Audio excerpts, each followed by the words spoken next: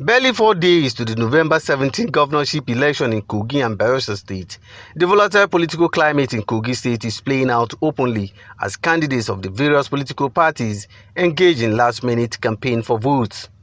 Only on Sunday night, the campaign and the state office of the Social Democratic Party SDP candidate Natasha Attacked was set ablaze by suspected political thugs. 2 days later, the SDP governorship candidate Natasha Attacked and the state chairman of the party were physically attacked on their way to attend the INEC stakeholders meeting in Lokoja. As I approached the hall, I saw some young men in mufti. Obviously, they were thugs. Some of them had the GYB t-shirts on them. And then the first attack was a verbal assault. The man calling me a prostitute. He said, "There comes the prostitute. Look at Natasha Attacked. Natasha Attacked, get out, you are not wanted here." And I smiled, I kept on walking.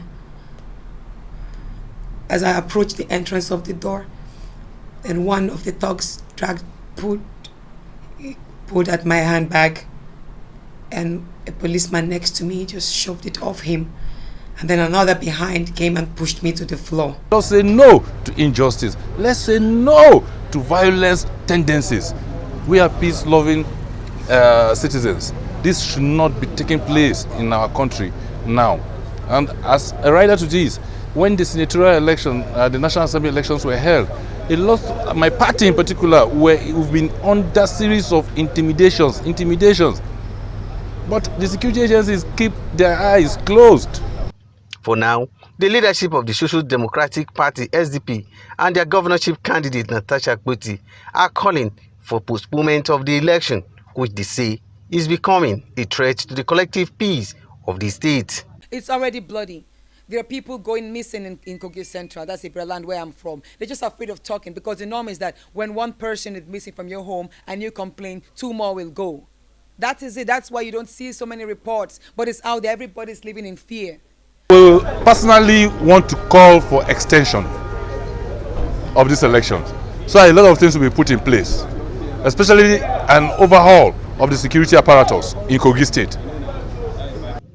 Shegun Jacob, one of the victims of the attack, sustained various degrees of injuries after his vehicle was vandalized by the political thugs.